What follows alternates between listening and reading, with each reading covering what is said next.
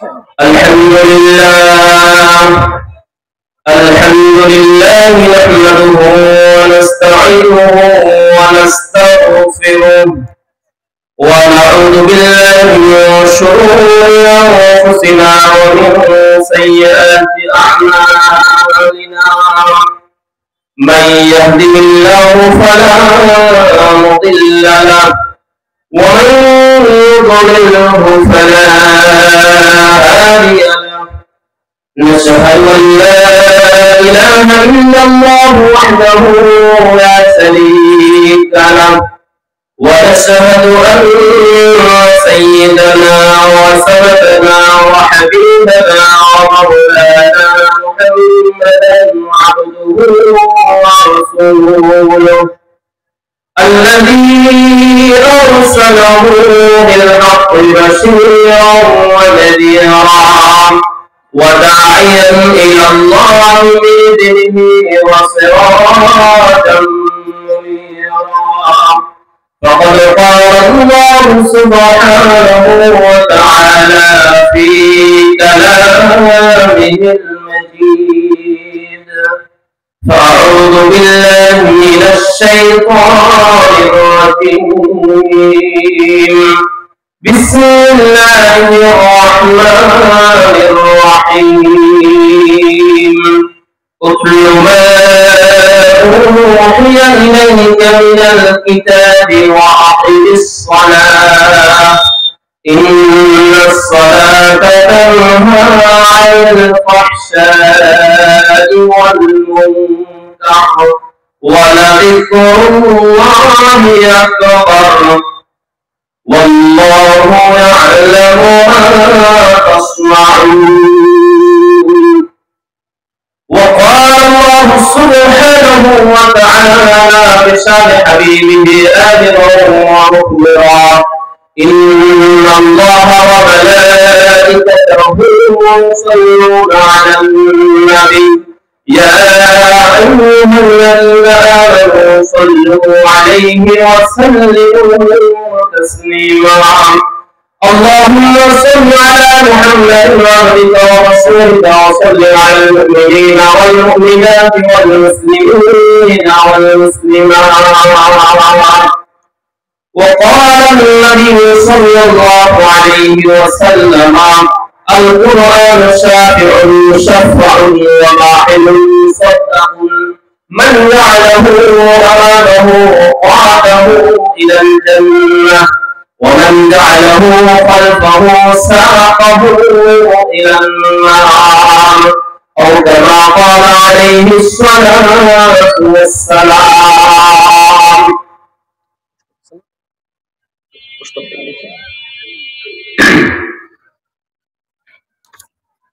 দোয়ানিয়া দেওয়ানিয়া ইসলামী সমাজ কল্যাণ পরিষদের উদ্যোগে আয়োজিত আজকের এই ঐতিহাসিক তাফসীরুল কোরআন মাহফিলের সম্মানিত সভাপতি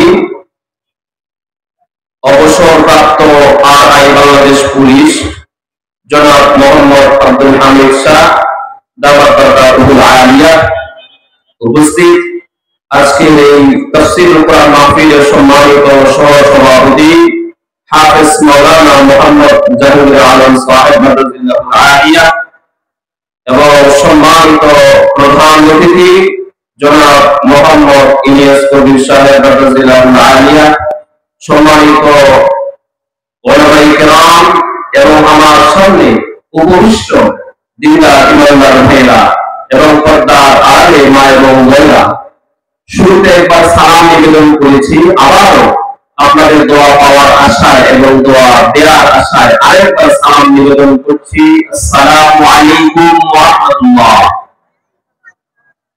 সালাম শুনে মনে হয় না এখানে মানুষ আছে লোকজন আছে হ্যাঁ আওয়াজ শুনে তো মনে হয় না যে আপনারা এখানে কোনো মানুষ আছে আল্লাহর হাবিব সাল্লাল্লাহু আলাইহি ওয়াসাল্লাম বলেছেন আল্লামা হাইসামি রাহমাতুল্লাহি আলাইহি মাজমাউল জাওয়াইরের মধ্যে উল্লেখ করেছেন ইন্না আবখালান নাসি মান বাহিলা বিসসালাম আল্লাহর হাবিব বলেছেন মানুষের মধ্যে সবচেয়ে কৃপণ হচ্ছে ওই ব্যক্তি যে সালাম দিতে অথবা সালাম নিতে কি করে কৃপণতা করে আপনারা কি কৃপণ না উদার যদি উদার হয়ে থাকেন তাহলে অবশ্যই আল্লাহর যে নির্দেশ ওয়াইদা হাইয়িতুম বিতাহিয়াতিন ফাহাইয়ু বিআহসানা মিনহা আও রুদ্দুহা, যখন তোমাদেরকে সম্ভাষণ জানানো হয়, সালাম জানানো হয়, তখন ঠিক তার মতো করে কি করো, জবাব দাও, অথবা উত্তম ভাবে জবাব দাও। তো তার মতো করে বলতে যিনি সালাম দিয়েছেন, যে শব্দে সালাম দিয়েছেন, তার চাইতে শ্রেষ্ঠ শব্দ যোগ করে অথবা যে আওয়াজে সালাম দিয়েছেন তার চাইতে উঁচু আওয়াজে কি করতে হবে, সালামের জবাব দেওয়া উচিত। তো সেটা কি আপনারা বলেছেন? আরেকবার সালাম দেয়, আসসালামু আলাইকুম ওয়া রাহমাতুল্লাহ। এবার মনে হচ্ছে যে কিছু মানুষ এখানে আছে। প্রিয় ভাইরা, আমি একটু বিনয়ের সাথে অনুরোধ করতে চাই কথা শুরু করার আগে, যে সমস্ত ভাইরা একটু দূরে বসেছেন, আপনারা কি তাফসীর মাহফিলে এসেছেন, না একটু বক্তা যারা আছেন কেমন স্টেজ সাজিয়েছে, কেমন লোকজন হচ্ছে এটা দেখার জন্য আসছেন? আমার বিশ্বাস আপনারা অবশ্যই কিসের জন্য এসেছেন? যেহেতু পোস্টারে নাম দেওয়া আছে তাফসীরুল কোরআন মাহফিল, ঠিক কিনা? যদি তাফসীর শোনার উদ্দেশ্যে আপনারা এসে থাকেন, আমি বিনয়ের সাথে রিকোয়েস্ট করছি, অনুরোধ করছি, একটু চাপে চলে আসেন, একটু চাপে আসেন। বাচ্চারা একটু কষ্ট হবে, বিনয়ের সাথে বলছি একটু চাপে আসেন। আপনাদের সম্পর্কে একটা হাদিস বলি, সহিহ মুসলিমের 6748 নম্বর হাদিস। প্রখ্যাত সাহাবী আবু হুরায়রা রাদিয়াল্লাহু তাআলা আনহু তিনি বলেন, লা ইয়াকুলু কওমুন ইয়াযকুরুনাল্লাহা আযজা ওয়া জাল্লা ইল্লা হাফাতহুমুল মালায়েকা ওয়া গাশিয়াতুহুমুর রাহমাহ ওয়া নাযালাত আলাইহিmus সাকিনাহ ওয়া যাকারাহুল্লাহু ফী মান 'ইনদাহু মান qatta'a bihi 'amaluhu লাম ইসরি' বিহি নাসাবুহু আও কামা ক্বালা আলাইহিস সালাতু ওয়াস সালাম। প্রিয় ভাইরা, আল্লাহর হাবিব বলেন, যখন কোন জনপদের মানুষ একত্রিত হয়ে আল্লাহ আলোচনা করে, আল্লাহর বিধান নিয়ে আলোচনা করে, স্থায়ী করে, সেই জায়গায় আল্লাহ রাব্বুল আলামিনের রহমতের ফেরেশতারা হাফাতুল মালায়েকা ওই জায়গাটাকে চতুর্দিক থেকে বেষ্টন করবে। শুধু তাই নয়, ওই জায়গায় আল্লাহ রাব্বুল আলামিনের পক্ষ থেকে আল্লাহ রহমত উপর দিক থেকে ওই জায়গাটাকে ঢেকে ফেলেন। ওয়া নাযালাত আলাইহিmus সাকিনা, এবং ওই জায়গায় আল্লাহ পক্ষ থেকে প্রশান্তি অবতীর্ণ হতে থাকে। সুবহানাল্লাহ। এমন একটা জায়গা যদি আসেন, এখন মজমা কোনটা ধরবো? এটুকু ধরবো, আর যারা বাইরে পড়েছেন তারা কি মজমার মধ্যে পড়বেন না বাইরে পড়বেন, সেটা আপনাদের বিবেচনা ছেড়ে দিলাম। আমরা যারা এখানে একত্রিত হয়েছি, আমার কাছাকাছি যারা এসেছেন, আশা করি তারা এই হাদিসের আলোকে রহমতের মধ্যে আছেন। যারা দূরে আছেন তারা কোথায় আছেন আপনাদের উপর ছেড়ে দিলাম। এজন্য বিনয়ের সাথে বলছি, যদি আল্লাহ রহমত পেতে চায়,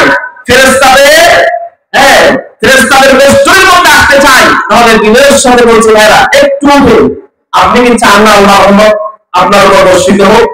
যদি আল্লাহ রহমত পেতে চান, প্রিয় ভাইরা আসুন একটু কষ্ট করে, বাচ্চারা একটু বিনয়ের সাথে অনুরোধ করছি, মাহফিলের এটা পরিবেশ নয়। যতটুকু মানুষ হোক, 50 জন মানুষ হোক, তাতে কোনো আপত্তি নেই, কিন্তু সবাই সুশৃঙ্খল ভাবে আন্তরিকতাপূর্ণ পরিবেশে যখন কথাগুলো শুনবে, তখন যারা কথা বলার জন্য এসেছেন অনেক কষ্ট করে, তারাও কিন্তু কথা বলে তৃপ্তি পাবে। এজন্য আসুন একটু কাছাকাছি চলে আসুন প্রিয় ভাইরা, আসুন। প্রিয় ভাই সব, সাথে সাথে আমি আল্লাহ রাব্বুল আলামিনের দরবারে শুকরগুজার করছি যে আল্লাহ সুবহানাহু ওয়া তাআলা আমাদেরকে আজকের এই সুন্দর আয়োজনে শামিল হওয়ার জন্য সুযোগ করে দিয়েছেন। অনেক মানুষ এমন আছে যারা হাসপাতালের বেডে ছটফট করছেন, ঠিক কিনা? অসংখ্য মানুষ জীবিকার তাগিদে দিক বিদিক চুরি করছে। তাদের এই জায়গায় আসার কি হয় নাই, সুযোগ হয় নাই, কোরআনের কথাগুলো শোনার সুযোগ আল্লাহ রাব্বুল আলামিন দেন নাই। কিন্তু আল্লাহ রাব্বুল আলামিন আপনাকে আমাকে আল্লাহ রাসূল সাল্লাল্লাহু আলাইহি ওয়াসাল্লামের বক্তব্য অনুযায়ী নি'মাতানি মাগবুনুন ফীহিমা কাসীরুন মিনান নাস আস-সিহহাতু ওয়াল ফারাহ। সহিহ বুখারীর মধ্যে আছে, রাসূল বলেছেন, মানুষকে যত আল্লাহ রাব্বুল আলামিন নিয়ামত দিয়েছেন, তার মধ্যে শ্রেষ্ঠ নিয়ামত হচ্ছে সুস্থতা, আরেকটা হচ্ছে কি অবসরতা। আমি মনে করি সুস্থতার সাথে আল্লাহ রাব্বুল আলামিন এবং পর্যাপ্ত সময় নিয়ে আল্লাহ রাব্বুল আলামিন যে আপনাকে আমাকে তার নিয়ামতের চাদরে আবৃত করেছেন, এই জন্য আল্লাহ দরবারে আকাশ বাতাস মুখরিত করে সর্বস্বরে আল্লাহর শিখানো ভাষায় আল্লাহ প্রদত্ত জবান দিয়ে আমরা চিৎকার করে বলি আলহামদুলিল্লাহ, শুকরিয়া আদায় করি আমরা আল্লাহ রাব্বুল আলামিনের। প্রিয় ভাইরা, শুকরিয়া সবসময় আদায় করতে হবে না। জান্নাতে যেতে চান? হ্যাঁ, আল্লাহ হাবিব সাল্লাল্লাহু আলাইহি ওয়াসাল্লাম বলেছেন, আউয়ালু মান দুআ ইলাল জান্নাতি আল্লাযীনা ইয়াহমাদুনা আল্লাহ ফিস-সারা'i ওয়াদ-দাররা। কাল কিয়ামতের ময়দানে সর্বপ্রথম ওই সমস্ত ব্যক্তিদেরকে জান্নাতের জন্য আহ্বান জানানো হবে যারা ভালো অবস্থায়, খারাপ অবস্থায়, ফিস-সারা'i ওয়াদ-দাররা, সচ্ছল অবস্থায়, অসচ্ছল অবস্থায়, সর্বাবস্থায় প্রশংসা করেছেন আল্লাহ। এই জন্য যে অবস্থায় থাকি সর্বাবস্থায় প্রশংসা করব কার? আল্লাহ সুবহানাহু ওয়া তাআলা। আল্লাহ ঘোষণা করেন মধ্যে লা ইন শাকারতুম লাযীদান্নাকুম, যদি শুকরিয়া আদায় করো তাহলে আল্লাহ রাব্বুল আলামিন নিয়ামত বহু গুণে কি করে দিবেন? বৃদ্ধি করে দিবেন। প্রিয় ভাইরা, আজকে এই মাহফিলে কেন এসেছেন? নিঃসন্দেহে কোরআন শুনবার জন্য এসেছেন, তাই না? ঠিক কিনা? না অন্য কোনো উদ্দেশ্যে এসেছেন? এখানে কি গানের আয়োজন করা হয়েছে? কনসার্টের আয়োজন করা হয়েছে? হ্যাঁ, কোন অভিনেতাকে এখানে কি আহ্বান করা হয়েছে? কিসের জন্য আসছেন? কোরআনের জন্য এসেছেন। যদি কোরআন শোনার জন্য এসে থাকেন তাহলে আল্লাহ রাব্বুল আলামিন পবিত্র কোরআনের 7 নম্বর সূরা আল-আরাফের 204 নম্বর আয়াতে আল্লাহ আপনাদের সম্পর্কে বলছেন, وَإِذَا قُرِئَ الْقُرْآنُ فَاسْتَمِعُوا لَهُ وَأَنصِتُوا لَعَلَّكُمْ تُرْحَمُونَ। وَإِذَا قُرِئَ الْقُرْآنُ, ও বান্দারা, যখন তোমাদের সামনে কোরআনকে প্রেজেন্টেশন করা হয়, কোরআনকে উপস্থাপন করা হয়, ফাসতামিউ লাহু ওয়া আনসিতু, তখন তোমরা কান খাড়া করে কি করো? শ্রবণ করো। ওয়া আনসিতু, এবং ওই সময় কি থাকো? চুপ থাকো। তাহলে কি হবে? লাআল্লাকুম তুরহামুন, জীবনটা রহমত দিয়ে ভরে দিবেন কে? আল্লাহ সুবহানাহু ওয়া তাআলা। এই জন্য কোরআনের মাহফিলের আদব হচ্ছে যতক্ষণ বলবো ততক্ষণ মনোযোগ সহকারে শুনতে রাজি আছেন না নাই? নাকি যতক্ষণ আপনার পক্ষে যাবে ততক্ষণ শুনবেন, আর যখনই আপনার বিপক্ষে চলে যাবে আমাকে গালি দিবেন নাকি? হ্যাঁ প্রিয় ভাইরা, কোরআন বোঝার জন্য, কোরআন শোনার জন্য, কোরআনকে উপলব্ধি করার জন্য অবশ্যই নিরপেক্ষ মন নিয়ে বসতে হবে। তাহলে কোরআনের কথাগুলো বোঝা আপনার জন্য সহজ হবে। এজন্য ভাইগণ, আপনার পক্ষে যাক আর বিপক্ষে যাক, শুনতে রাজি আছেন তো? আমি কিন্তু কোরআন এবং হাদিস ছাড়া বাহিরে কোনো আলোচনা বই না। যতটুকু করবো কোরআন এবং হাদিস থেকে করার চেষ্টা করবো, অথেন্টিক আলোচনা করার জন্য সর্বাত্মক চেষ্টা করবো। ওমা তাওফীকি ইল্লা বিল্লাহ। তো আপনারা শুনতে রাজি আছেন তো? শুনবেন? আল্লাহ রাব্বুল আলামিন কবুল করুন, সকলে বলি আমিন। প্রিয় ভাই সব, আমি আপনাদের সামনে প্রথম যে আয়াত কারিমা তেলাওয়াত করেছি পবিত্র কোরআনের 29 নম্বর সূরা। কত নম্বর সূরা? 29 নম্বর সূরা 45 নম্বর আয়াত। 29 নম্বর সূরা আল-আনকাবুত। আল-আনকাবুত এই সূরার 45 নম্বর আয়াত কারিমা আপনাদের সামনে তেলাওয়াত করেছি। আল্লাহ রাব্বুল আলামিন চাহে তো এই আয়াতকে সামনে রেখে আপনাদের সামনে কিছু দৃষ্টি আকর্ষণ করব, ব্যাখ্যা নয়। আসলে কোরআন নিয়ে কথা বলা, কোরআনের তাফসীর করার যোগ্যতা আমার নেই।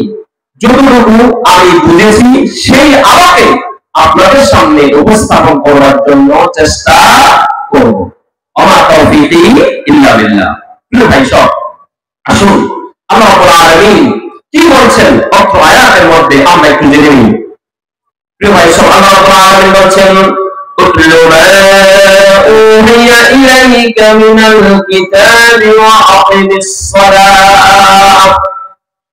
আল্লাহ রাব্বুল আলামিন তার প্রিয় হাবিব বিশ্বনবী মুহাম্মদ রাসূলুল্লাহ সাল্লাল্লাহু আলাইহি ওয়াসাল্লামকে অ্যাড্রেস করে বলছেন, উতলু, আপনি তেলাওয়াত করুন, আপনি আবৃত্তি করুন, আপনি উপস্থাপন করুন, মা উহিয়া ইলাইকা মিনাল কিতাব, মা, যা কিছু, উহিয়া, ওহী করা হয়েছে, ইলাইকা, তোমার নিকটে, মিনাল কিতাব, কোথা থেকে? এই কিতাব। তাহলে আল্লাহ বলছেন, হে নবী, তুমি তেলাওয়াত করো, উপস্থাপন করো, আবৃত্তি করো ওই জিনিস যা তোমার কাছে কি করা হয়েছে, ওহী করা হয়েছে। আর কি করো? ওয়াকিমিস সালাহ, আরেকটা দায়িত্ব রয়েছে তোমার, তুমি সেই কাজটা করবে, সেটা হলো আকিম। আকিম, তুমি কি করবে? কায়েম করো, তুমি কায়েম করবে। কি কায়েম করবে? as-সালাত, সালাত কায়েম করবে।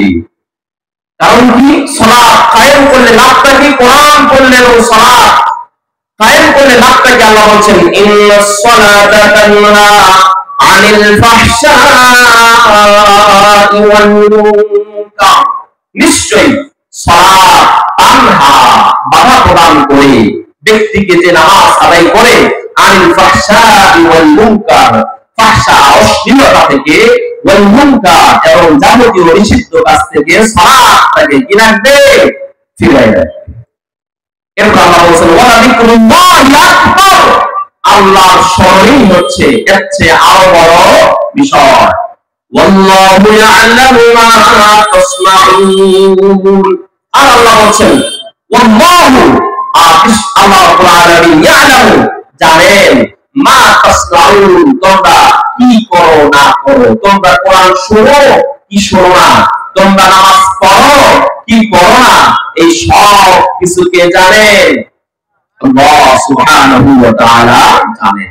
প্রিয় ভাইরা, এই আয়াতের মধ্যে দুইটা বিষয়কে সামনে রেখে আমি কথা বলবো। প্রথম কথা হচ্ছে, আল্লাহ প্রথম নির্দেশ হচ্ছে, উতলু মা উহিয়া ইলাইকা মিনাল কিতাব, এই কিতাব যা তোমার কাছে নাযিল করা হয়েছে তা থেকে তুমি কি করো? পাঠ করো। আল্লাহ রাব্বুল আলামিন বিশ্বকে নির্দেশনা দিয়েছেন। এরপরে আল্লাহ তাআলা আরেকটা নির্দেশনা দিয়েছেন, আকিমিস সালাত, কি করবে? তুমি সালাত কায়েম করবে। এই দুইটা পয়েন্টে আমি আপনাদের সামনে কিছু কথা বলার চেষ্টা করব ইনশাআল্লাহ। প্রিয় ভাইরা, যেই সূরাটি তেলাওয়াত করা হয়েছে, পবিত্র কোরআনের কত নাম্বার সূরা বলেছিলাম মনে আছে? 29 নাম্বার সূরা। কত নাম্বার সূরা? সূরা আল-আনকাবুত। এই সূরা সম্পর্কে আল্লাহ নিজেই বলছেন, এই সূরার নামকরণ সম্পর্কে পবিত্র কোরআনের এই সূরার 41 নম্বর আয়াতে আল্লাহ স্পষ্ট বলেছেন, মাতালুল লাযীনা ইত্তাখাযু মিন দুনিল্লাহি আউলিয়া কামাসালিল আনকাবুত। আল্লাহ বলেন, তাদের দৃষ্টান্ত, যারা আল্লাহ রাব্বুল আলামিনকে বাদ দিয়ে অন্য কোন ব্যক্তিকে, অন্য কোন নেতাকে, অন্য কোন পার্সনকে তারা নেতা কি বলে অভিভাবক হিসাবে গ্রহণ করেছে। আল্লাহ বলছেন, কামাসালিল আনকাবুত, তাদের দৃষ্টান্ত হচ্ছে মাকড়সার মতো। কিসের মতো? মাকড়সার মতো। ইত্তাখাযাত বাইতা, মাকড়সা কি করে? তার ঘর নির্মাণ করে। মনে হয় বছরের পর বছর থেকে তার ঘর, নাকি? হ্যাঁ, না মুহূর্তের মধ্যে কি হয়ে যায়? ধ্বংস হয়ে যায়। মানুষের হাতের স্পর্শ লাগলে, বাতাস আসলেও অধিকাংশ সময় কি হয়ে যায়? মাকড়সার ঘর নষ্ট হয়ে যায়। এই জন্য আল্লাহ বলছেন, ইন্না আওহানাল বুয়ুতি লাবাইতুল আনকাবুত, নিশ্চয়ই মাকড়সার ঘর এটা একবারে যে কোনো সময়, যে কোনো মুহূর্তে এটা কি হয়ে যেতে পারে? সবচেয়ে দুর্বল ঘর, সবচেয়ে ভঙ্গুর ঘর। হ্যাঁ, লাউ খানু ইয়ালামুন, যদি তারা এটা বুঝতো। তাহলে এই আয়াত থেকে আল্লাহ রাব্বুল আলামিন কি করেছেন? এই সূরার নামকরণ করেছেন আনকাবুত, মানে হলো মাকড়সা। কি? প্রত্যেকটা মানুষের ঘরে ঘরে মাকড়সা আছে না? এই মাকড়সা দিয়ে আল্লাহ রাব্বুল আলামিন এই সূরার নামকরণ করেছেন। প্রিয় ভাইরা, তো মাকড়সা থেকে আল্লাহ শিক্ষা দিতে চান, আল্লাহ রাব্বুল আলামিনকে বাদ দিয়ে, আল্লাহর কোরআনকে বাদ দিয়ে, আল্লাহর বিধানকে বাদ দিয়ে যারা অন্য কোন বস্তুকে, অন্য কোন মনুষ্যকে, অন্য কোন পার্সনকে অভিভাবক হিসাবে, নেতা হিসাবে, দায়িত্বশীল হিসাবে গ্রহণ করতে চায়, আল্লাহ বলছেন আল্লাহ যেমন চিরস্থায়ী হাইয়ুল কাইয়ুম, তিনি চিরস্থায়ী এবং চিরঞ্জীব। আর অন্য কাউকে যখন আপনি নেতা বলেন, আদর্শ হিসেবে গ্রহণ করবেন, অভিভাবক হিসেবে গ্রহণ করবেন, সেটা হচ্ছে কিসের মতো? মাকড়সার মতো। অতএব আপনার আমার ঈমানের দাবি হচ্ছে অভিভাবক হিসেবে গ্রহণ করতে হবে কাকে? আল্লাহ সুবহানাহু ওয়া তাআলাকে। প্রিয় ভাইরা, এই যে কোরআন পাঠ করার জন্য আল্লাহ রাব্বুল আলামিন অত্র আয়াতে বিশ্ব নবীকে নির্দেশ দিলেন। এই কোরআন এই জায়গায়, যে কোরআনের এই জায়গায় যে শুধু আল্লাহ রাব্বুল আলামিন বিশ্ব নবীকে নির্দেশ দিয়েছেন উতলুনা উহিয়া ইলাইকা মিনাল কিতাব, বিষয়টা এমন নয়, বরং পবিত্র কোরআনের প্রায় 4 জায়গায় আল্লাহ রাব্বুল আলামিন বিশ্ব নবীকে যে দায়িত্ব দিয়ে পাঠিয়েছেন, সেই পবিত্র কোরআনের প্রায় 4 জায়গায় 3 জায়গায় আল্লাহ রাব্বুল আলামিন বিশ্ব নবী সম্পর্কে বলছেন। যেমন 62 নম্বর সূরা জুমার 2য় আয়াত আল্লাহ বলছেন والذي بعث في الأميين رسولا منهم يتلو عليهم آياته ويزكيهم ويعلمهم الكتاب والحكمة। আল্লাহ বলছেন তিনি সেই মহান সত্তা যিনি উম্মীদের মধ্যে থেকে তাদের জন্য একজন কি করেছেন? রাসূল প্রেরণ করেছেন। সেই রাসূলের দায়িত্ব হচ্ছে ইয়াতলু আলাইহিম আয়াতিহি, তার প্রধান দায়িত্ব হচ্ছে তার আয়াতগুলো, তার কোরআনের যে মেসেজগুলো, সেগুলো তিনি কি করবেন? তার জাতির সামনে উপস্থাপন করবেন। এটা আল্লাহ রাব্বুল আলামিন বিশ্ব নবীকে কেন পাঠিয়েছেন, কেন কি জন্য পাঠিয়েছেন, সেটা স্পষ্ট করে আল্লাহ এই আয়াতে আবার বলছেন উতলুনা উহিয়া ইলাইকা মিনাল কিতাব, তোমার কাছে যে কিতাব নাযিল করা হয়েছে এই কিতাব তুমি কি করো? জাতির সামনে উপস্থাপন করো। তার কারণ এই কোরআন হচ্ছে এমন এক কিতাব, বিশ্বনবী সাল্লাল্লাহু আলাইহি ওয়াসাল্লাম বলেছেন সহিহ মুসলিমের 1759 নম্বর হাদিস, আব্দুল্লাহ আবি উমামা আল-বাহিলি রাদিয়াল্লাহু তাআলা আনহু থেকে বর্ণিত আল্লাহর হাবিব বলেছেন ইকরাউ আল-কুরআন ফাইন্নাহু ইয়াতি ইয়াওমাল কিয়ামাতি শাফীআন লিআসহাবিহি। আল্লাহর হাবিব বলেছেন ইকরাউ আল-কুরআন, এই কোরআন পড়ো, কারণ এই কোরআন কাল কিয়ামতের ময়দানে কোরআন পাঠকারীর জন্য কি করবে? সুপারিশ করবে। কোরআন পাঠকারীর জন্য কি করবে? সুপারিশ করবে। আল্লাহ হাদিস সাল্লাল্লাহু আলাইহি ওয়াসাল্লাম আরো বলেছেন সহিহ মুসলিমের 422 নম্বর হাদিস, আল্লাহ রাসূল বলেছেন আল কুরআন হুজ্জাতুন লাক আও আলাইক, কোরআন তোমার পক্ষে অথবা বিপক্ষে কি করবে? সুপারিশ করবে। আল্লাহ হাবিব আরো বলেছেন সহিহ হিব্বান 124 নম্বর হাদিস, আল্লাহ হাবিব বলেছেন যে আল কুরআন শাফিউন মুশাফফাউন ওয়া মাহিলুন মুসাদ্দাকুন। আল্লাহ হাবিব বলেছেন কোরআন হচ্ছে এমন সুপারিশকারী যার সুপারিশ অবশ্যই রব্বুল আলামিন কি করবেন? কবুল করবেন। আর কোরআন যদি কারো বিপক্ষে দাঁড়ায় তাহলে সেটাই সত্য বলে আল্লাহ রাব্বুল আলামিন কি করবেন? গ্রহণ করবেন। ওয়া মাহিলুন মুসাদ্দাকুন, কোরআন যার বিপক্ষে দাঁড়াবে সেটাই সত্যায়িত, সেটাই প্রমাণিত বলে বিবেচিত হবে। এজন্য আল্লাহর হাবিব বলেন মান জাআলাহু আমামাহু ক্বাদাহু ইলাল জান্নাহ, যারা কোরআনকে সামনে রেখে পথ চলবে কোরআন তাকে নেতৃত্ব দিয়ে জান্নাত পর্যন্ত পৌঁছে দিবে। সুবহানাল্লাহ। আর ওয়ান জাআলাহু খালফাহু সাকাহু ইলান নার, আর যে কোরআনকে পেছনে রাখবে, কোরআন পড়বে না, কোরআন বুঝবে না, কোরআনকে পরিত্যক্ত অবস্থায় রেখে দিবে, আল্লাহ রাসূল বলছেন কোরআন তাকে হাঁকাতে হাঁকাতে জাহান্নামে গিয়ে ঠেকাবে। তো আমরা কি চাই? কোরআনের সুপারিশ চাই না কোরআন আমাদের বিরুদ্ধে নালিশ করুক সেটা আমরা চাই? কোনটা চাই? সুপারিশ চাই। তাহলে আপনাকে আমাকে কি করতে হবে ভাই? হ্যাঁ, কোরআন পড়তে হবে। যেমন আল্লাহ রাব্বুল আলামিন নির্দেশনা দিয়েছেন বিশ্ব নবীকে কোরআন পড়ুন। প্রিয় ভাইরা, আল্লাহ রাব্বুল আলামিন এই বিশ্ব নবী মুহাম্মদ রাসূলুল্লাহ সাল্লাল্লাহু আলাইহি ওয়াসাল্লামকে 5 নম্বর সূরা মায়েদার 67 নম্বর আয়াতে আল্লাহ স্পষ্ট করে বলেছেন ইয়া আইয়ুহার রাসূল বাল্লিগ মা উনজিলা ইলাইকা মির রাব্বিক ওয়া ইন লাম তাফআল ফামা বাল্লাগতা রিসালাতা ওয়াল্লাহু ইয়াসিমুকা মিনান নাস। ভালো করে খেয়াল করেন আল্লাহ কি বলছেন, ইয়া আইয়ুহার রাসূল, হে সম্মানীয় রাসূল, বাল্লিগ আপনি প্রচার করুন মা উনজিলা ইলাইহি তোমার রব তোমার নিকটে যা কি করেছে নাযিল করেছে তুমি এটা প্রচার করো ওয়াইল্লাম তাফআল ফামা আল্লাহু রিসালাতা তুমি যদি এই কোরআন না পৌঁছাও তাহলে তুমি তোমার রিসালাতের দায়িত্ব পালন করলেন না। এরপর আল্লাহ রাব্বুল আলামিন বললেন ওয়াল্লাহু ইয়াসিমুকা মিনান নাস। এখানে একটা সূক্ষ্ম জবাব নিহত রয়েছে। প্রিয় ভাইরা, এখানে আল্লাহ বলেন যে আল্লাহ আপনাকে মানুষের হামলা মামলা থেকে কি করবেন? নিরাপত্তা দান করবেন।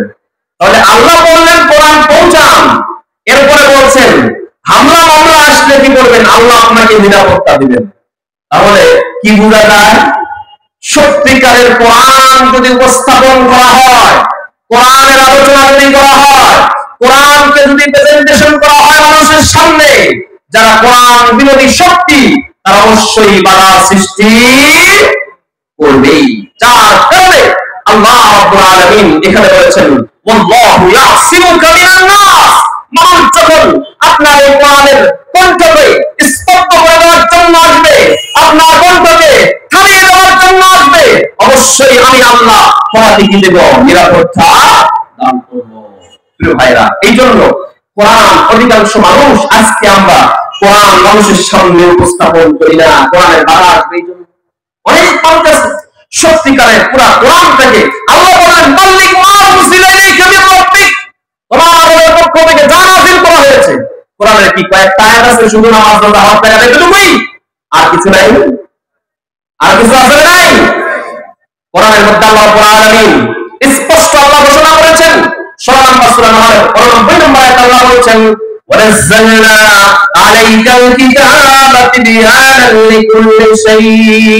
আল্লাহ রাব্বুল আলামিন বলেন এই কোরআনের মধ্যে কিয়ামত পর্যন্ত যে তার কোনো নবী আসবে না, রাসূল আসবে না, এই জন্য কিয়ামত পর্যন্ত মানব জাতি যত সমস্যার সম্মুখীন হবে সকল কিছু সমস্যার সমাধান আমি এই পবিত্র কোরআনে তিবয়ানান লিকুল্লি শাই খুলে খুলে বর্ণনা করেছি। তাহলে এই কোরআনের মধ্যে আল্লাহ স্পষ্ট করে দিলেন সব কিছুর বিধান আমি এই কোরআনে কি করেছি? আলোচনা করেছি। আর আজকে আপনি আমি কিছু মানুষ আছেন যারা কোরআনকে মানুষের সামনে উপস্থাপন করতে ভয় পায়। কিসের ভয় পায়? কার ভয় করেন? ভয় করতে হবে কাকে?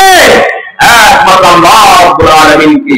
যারা নিজের চাকরি বাঁচানোর জন্য যারা কোরআনের হক কথাগুলো বলেন না, আল্লাহ রাব্বুল আলামিন তাদেরকে সতর্ক করে দিয়ে বলেছেন 2 নম্বর সূরা আল বাকারার 174 নম্বর আয়াত আল্লাহ বলেন ইন্নাল্লাযীনা ইয়াকতুমুনা মা আনজালাল্লাহু মিনাল কিতাবি ওয়া ইয়াশতারুনা বিহি তামানান কালীলা। নিশ্চয়ই যারা মা আনজালাল্লাহু আল্লাহ যা নাযিল করেছেন এই বিধানটাকে কি করে? গোপন করে। এই বিধানটাকে মিনাল কিতাব, যা কিতাবে নাযিল করা হয়েছে, এই সবগুলো বলে না, কি করে? যতটুকু বললে চাকরি থাকবে ততটুকু কি করে? আলোচনা করে। ওয়াস্তাউনা বিহি তামানান কালীলা। দুনিয়ার পদবি ক্ষমতা নেতৃত্বের বিনিময়ে কোরআনকে কি করে দেয়? বিক্রি করে দেয়। আল্লাহ বলেছেন উলাইকা মা ইয়াকুলুনা ফি বুতুনিহিম ইল্লান নার। এরা নিজের পেট আগুন ছাড়া কিছু দিয়ে ভরে না। এরপর আল্লাহ বলেছেন ওয়ালা ইউকাল্লিমুহুমুল্লাহু ইয়াওমাল কিয়ামাতি ওয়ালা ইউযাক্কিহিম ওয়া লাহুম আযাবুন আলীম। কাল কিয়ামতের ময়দানে আল্লাহ রাব্বুল আলামিন এদের সাথে কোনো কথা বলবেন না, এদেরকে পরিশুদ্ধ করবেন না, বরং তাদের জন্য রয়েছে যন্ত্রণাদায়ক শাস্তি। প্রিয় ভাই সব, এই শাস্তি থেকে বাঁচার জন্য, জাহান্নাম থেকে বাঁচার জন্য অবশ্যই আমাকে হক কথাগুলো, সত্য কথাগুলো অবশ্যই উপস্থাপন করতে হবে। ময়দানের চাহিদার আলোকে, পরিবেশ পরিস্থিতির আলোকে যা যেটা প্রয়োজন সেটা অবশ্যই আপনাকে আমাকে কি করতে হবে? বলতে হবে। প্রিয় ভাই সব, কোরআনকে এই জন্য যদি আমরা উপস্থাপন না করি কাল কিয়ামতের ময়দানে আমরা অবশ্যই ধরা খেয়ে যাব। প্রিয় ভাই সব, এই জন্য আল্লাহ রাব্বুল আলামিন বিশ্ব নবীকে বলেছেন উতলু মা উহিয়া ইলাইকা মিনাল কিতাব। এই কিতাবকে তুমি কি করো? তেলাওয়াত করো। তেলাওয়াত করে শোনাও, বিশ্ববাসীকে জানিয়ে দাও তোমার রব কি বলেছেন এই কিতাবের মধ্যে। প্রিয় ভাই সব আমার, এই কিতাব যদি আমরা তেলাওয়াত করি তাহলে আমাদের লাভটা কি? আল্লাহ রাব্বুল আলামিন 8 নম্বর সূরা আনফাল 2 নম্বর আয়াতে আল্লাহ বলেন وإذا تليت عليهم آياته زادتهم إيمانا আল্লাহ রাব্বুল আলামিন বলেন যখন তোমাদের সামনে ওয়াইদা তুলিয়াত আলাইহিম আয়াতুহু যাদাতুহুম ঈমানা আলহামদুলিল্লাহ যে সম্মানিত ভাইরা বলছিলাম আল্লাহ রাব্বুল আলামিন ৮ নম্বর সূরা আল-আনফালের দ্বিতীয় আয়াতে মুমিনের পরিচয় তুলে ধরে আল্লাহ বলেন মুমিন হচ্ছে তারাই ওয়াইদা তুলিয়াত আলাইহিম আয়াতুহু যাদাতুহুম ঈমানা যখন তাদের সামনে কোরআনকে তেলাওয়াত করা হবে কোরআনকে উপস্থাপন করা হবে তখন তাদের ঈমান কি হয়ে যাবে বেড়ে যাবে কিন্তু দুঃখের বিষয় বড় আফসোসের বিষয় আজকে আমরা কোরআন পড়ি কোরআন তেলাওয়াত করি কোরআন আবৃত্তি করি কিন্তু আমাদের ঈমান কি বাড়ে অধিকাংশ মানুষের সমাজের অধিকাংশ মানুষের কোরআন তেলাওয়াতের কারণে ঈমান বাড়ে না ঈমান বাড়ে না কারণ কি কারণ হচ্ছে আল্লাহ রাব্বুল আলামিন নিজেই পবিত্র কোরআনের মধ্যে বলেন وقال الرسول يا رب إن قوم اتخذوا هذا القرآن مهجورا 25 নম্বর সূরা ফুরকান 30 নম্বর আয়াতে আল্লাহ বলেন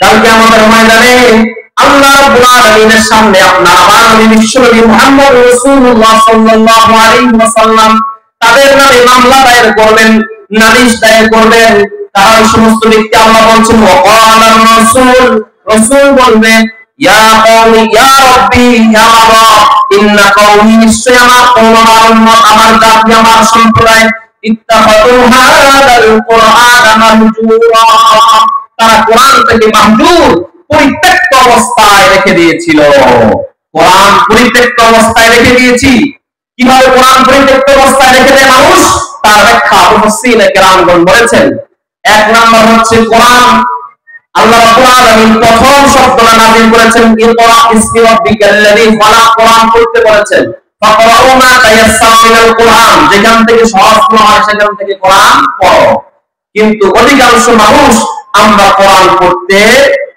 জানি বলেন আওয়াজ দেন অধিকাংশ মানুষ কোরআন পড়তে জানে না তার মানে আপনি কোরআনকে কি করেছেন পরিত্যক্ত অবস্থায় রেখে দিয়েছেন কোরআন আল্লাহ রাব্বুল আলামিন তেলাওয়াত করতে বলেছেন তেলাওয়াত শব্দের অর্থ হচ্ছে বুঝে বুঝে পড়া বিভিন্ন তাফসীর থেকে আসছে একটু আগে যে আয়াতে কারিমা বলেছিলাম ৮ নম্বর সূরা আল-ফালাক ২ নম্বর আয়াতে যখন কোরআন তাদের সামনে তেলাওয়াত করা হবে তার ঈমান বেড়ে যাবে যদি নাই বুঝে তাহলে ঈমান বাড়বে কোথা থেকে এইজন্য তেলাওয়াত শব্দের একটা অর্থ ওলামায়ে কেরামগণ করেছেন যে বুঝে বুঝে কি করা পাঠ করা এটাকে বলা হয় কি তেলাওয়াত আরেকটা এটা আমরা কি পাই না তৃতীয়ত হচ্ছে আমরা কোরআনকে পরিত্যক্ত অবস্থায় রেখে দিয়েছি হাজারাল আকলা কোরআনের বুঝকে আমরা বর্জন করেছি আল্লাহ রাব্বুল আলামিন স্পষ্ট জানিয়েছেন আর আমরা সূরা ইউসুফের ২ নম্বর আয়াতে আল্লাহ বলেন ইন্না আনজালনাহু কুরআনান আরাবিয়্যান লাআল্লাকুম তা'কিলুন ইন্না আনজালনাহু কুরআনান আরাবিয়্যান নিশ্চয়ই তাকে এই কোরআনকে আমি নাযিল করেছি কোন ভাষা আরবি ভাষায় আল্লাহ কি বলেন ইন্না আনজালনাহু কুরআনান আরাবিয়্যান আরবি ভাষায় নাযিল করেছি জন্য লাআল্লাকুম তা'কিলুন যেন তারা কি করতে পারে বুঝতে পারে লাআল্লাকুম আশা করা যায় তারা কোরআন বুঝবে কোরআন বুঝার জন্যই কোরআনের পৃথিবীর সবচেয়ে সহজ ভাষা হচ্ছে কি কোরআনের ভাষা আরবি ভাষা এই আরবি ভাষায় কোরআন যাতে আমরা বুঝতে পারি এইজন্য আল্লাহ রাব্বুল আলামিন কি করেছেন আরবি ভাষায় কোরআন নাযিল করেছে তো আজকে বর্তমান সমাজে কয়টা মানুষ আমরা আছি কোরআন বুঝি কোরআন বুঝে মানুষ আজকে আমরা ঘুরে ঘুরে শুধু কোরআন পড়ি কোরআন খতম নিয়ে বাড়ি করি মানুষ হয়ে গেলে তার পাশে বসে কি করি কোরআন পড়ি প্রিয় ভাই সব কোরআন শুনো ঘুরে ঘুরে পড়ার জন্য কোরআন খতমের জন্য কোরআন মৃত মানুষের সামনে পড়ার জন্য নাযিল হয় না কোরআন আসছে আল্লাহ রাব্বুল আলামিন 14 নম্বর সূরা ইব্রাহিমের ২ আয়াতে আল্লাহ বলেন কিতাবুন আনজালনাহু ইলাইকা লিতুখরিজান নাসা মিনাল যুলুমাতি ইলান নূর এই কিতাব আমি আপনার নিকট নাযিল করেছি কেন নাযিল করেছে আল্লাহ নিজেই বলেছেন লিতুখরিজান নাসা মিনাল যুলুমাতি ইলান নূর মানুষগুলোকে মিনাল যুলুমাত অন্ধকার থেকে বহুবচন শব্দ আল্লাহ ব্যবহার করেছেন মিনাল যুলুমাত যুলুমাত শব্দের বহুবচন হচ্ছে কি যুলুমাত জুলুম হচ্ছে 1 বছর, 9 বছর হচ্ছে কি জুলুমাত। মানব রচিত অসংখ্য অগণিত মুতলাক পৃথিবীতে রয়েছে, সেই অন্ধকার পথগুলো থেকে মানুষকে মিনাল জুলুমাত ইলান নূর, নূর 1 বছর শব্দ, 9 বছর হচ্ছে কি আনওয়ার। আল্লাহ মিনাল জুলুমাত ইলাল আনওয়ার বলেন নাই, আল্লাহ বলেছেন মিনাল জুলুমাত ইলান নূর। অনেকগুলো মানব রচিত পথ এবং মত, আদর্শ, চিন্তা, চেতনা, দর্শন থেকে একমাত্র পথ, হকের পথ, সত্যের পথ, সেটা হচ্ছে কোরআনের পথ। সেই আলোর পথে মানুষগুলোকে নিয়ে আসার জন্য আমি এই কোরআন কি করেছি, নাজিল করেছি। আজকে আমরা বুঝি শুধু কোরআন পড়ে, কোরআন খতম করে মনে হয় সওয়াব নাজিল করার জন্য, সওয়াব অর্জন করার জন্য এই কোরআন আসছে। ভাই সব কোরআন এই জন্য আসে নাই, মৃত মানুষের জন্য কোরআন আসে নাই। কোরআন আসছে জীবিত মানুষের জন্য, জীবিত মানুষের জীবনকে পরিবর্তন করার জন্য। আমি কোরআন বলি এইভাবে, কোন ব্যক্তির যদি কি হয়, রোগ হয়, অসুস্থ হয়ে যায়, আমরা সবাই কোথায় যাই?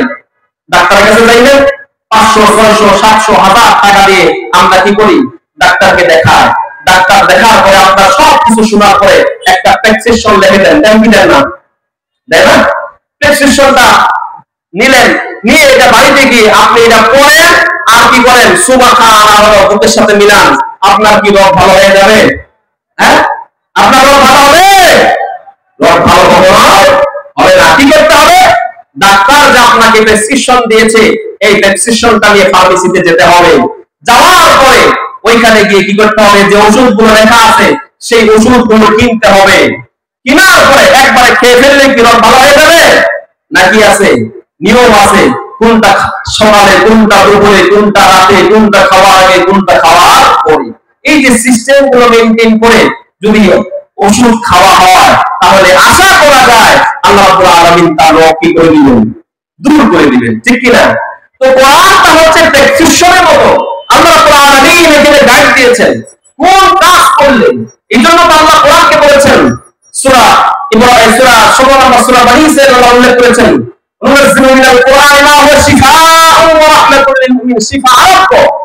আমাদের যত রোগ আছে এই সব রোগের চিকিৎসা দিবে কে? কোরআন। তো কোরআনটাকে আমরা ওই প্রেসক্রিপশনের মতো যদি বারবার পড়ি আর চুমা খাই, কখনো রোগ ভালো হবে না। সমাজ থেকে অন্ধকার দূর হবে না, সমাজ থেকে ধর্ষণ, সন্ত্রাসী, চাঁদাবাজি, এই সমস্ত যাবতীয় অপরাধ সমাজ থেকে দূর হবে না। দূর করতে হলে কোরআনের ফর্মুলা অনুযায়ী আমাদের সমাজ কি করতে হবে? পরিচালনা করতে হবে। তবেই কি হবে? এই কোরআন আমাদের জন্য আলো পত্রিকা হিসাবে কাজ করবে। প্রিয় ভাই সব, এজন্য বলছিলাম কোরআন আমাদেরকে বুঝতে হবে, বুঝার জন্যই আল্লাহ রাব্বুল আলামিন আরবি ভাষায় নাযিল করেছেন। অনেক ভাইরা আছেন যে বলেন কোরআন বুঝা হচ্ছে আলেম ওলামার কাজ। আমরা কোরআন বুঝবো কেন? যারা মাদ্রাসায় কি করেছেন, ফাজিল কামিল পাস করেছেন অথবা ইফতার পর্যন্ত এই দাওরা হাদিস পাস করেছেন, তারা কোরআন বুঝবে। আমরা জেনারেল মানুষ, আমরা অশিক্ষিত মানুষ, আমরা কেন কোরআন বুঝবো? ভাই আমি এটুকু বলতে চাই এই সমস্ত ভাইদের, এই কথাটা বলতে চাই যে কোরআন নাযিল হয়েছে কি শিক্ষিত মানুষের উপরে? কোরআন যার উপর নাযিল হয়েছিল তিনি হচ্ছে উম্মি, নিরক্ষর, যার অক্ষর জ্ঞান ছিল কিন্তু তিনি লেখাপড়া জানতেন না। নিরক্ষর উম্মি, যাকে আল্লাহ কোরআনে বলছে উম্মি। উম্মি ব্যক্তির উপর কোরআন নাযিল হয়েছে, তিনি কোরআন বুঝলেন। আর আজকে আমরা জেনারেল শিক্ষিত হয়ে বা অর্ধ শিক্ষিত হয়ে আমাদের দায়িত্ব উচিত কোরআন বোঝানো হয় নাকি? এই জন্য অবশ্যই প্রত্যেকটা মানুষের উপরে কি এই কোরআন বোঝা দায়িত্ব। আজকে আমরা ঠিকই বুঝি, আপনার ছেলে যদি গণিতে কাঁচা হয় তাহলে আপনার হাতে ঘুম হয় না। কোন স্যারের কাছে প্রাইভেট দিলে আমার ছেলে গণিতটা ভালো বুঝবে? আপনার ফিজিক্স, কেমিস্ট্রি ভালো বুঝে না। কোন স্যারের কাছে দিলে আমার ছেলে মেয়ে এই ফিজিক্স, কেমিস্ট্রি ভালো করে বুঝবে? সেটা আমরা খুব ভালো করে আমাদের ব্রেন কাজ করে। কিন্তু আপনি, আমি, আপনার আমার সন্তান কোরআন পড়তে জানে না, কোরআন বুঝতে জানে না, কোরআনের ভাষা জানে না, সেটা বোঝানোর জন্য আমরা কখনো টেনশন করি? আছে কোনো বই বলবো না? 500 টাকা দিও